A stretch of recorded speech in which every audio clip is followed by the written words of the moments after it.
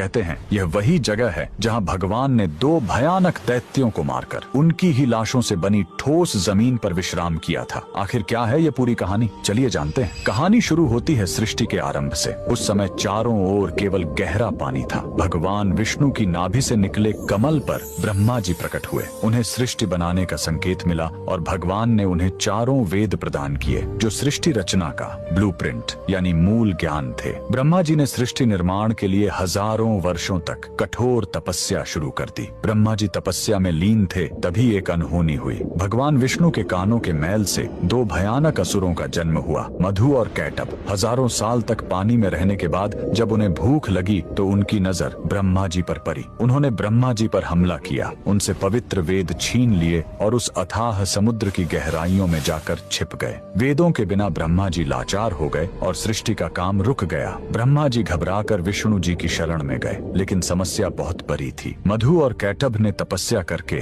देवी महाशक्ति से इच्छा मृत्यु का वरदान पा लिया था, यानी वे अपनी मर्जी के बिना मर नहीं सकते थे। तब वेदों को वापस लाने के लिए विष्णु जी ने हयग्रीव अवतार लिया। उन्होंने घोड़े का सिर इसलिए चुना ताकि उसकी तीक्ष्ण बुद्धि और सूंघने की शक्ति से वे समुद्र के उस घने अंधेरे में भी वेदों को खोज सके। भगवान हयग्रीव पानी के भीतर गए और असुरों से हजारों साल तक युद्ध किया, लेकिन वरदान के कारण वे मर ही नहीं रहे थे। अंत में भगवान ने अपनी माया से उन्हें मोहित किया और पूछा कि तुम्हारी मृत्यु कैसे होगी। असुरों ने अहंकार में शर्त रखी, हमें वहाँ मारो जहाँ पानी न हो, एकदम सूखी जगह। पूरी दुनिया में तो पानी ही पानी था। तब भगवान ने अपना विराट रूप धारण किया, अपनी विशाल जांघों को पानी से ऊपर उठाया और कहा, मेरी जांघें सूखी हैं, और वहीं उन दोनों का वध कर दिया। मरने के बाद उन विशालकाय दैत्यों के शरीर से जो भारी मेद यानी चर्बी निकली वो जम गई और उसी से यह ठोस धरती बनी। इसीलिए पृथ्वी को मेदिनी कहते हैं। युद्ध के बाद थके हुए भगवान हयग्रीव ने इसी नई बनी जमीन पर असम के मणिकूट पर्वत पर विश्राम किया। उन्होंने वेद ब्रह्मा जी को लौटाए और ज्ञान की पुनः स्थापना की। इसीलिए हयग्रीव भगवान को आज भी बुद्धि और तर्क का देवता माना जाता है। कमेंट में जय श्री हरि जरूर लिखें।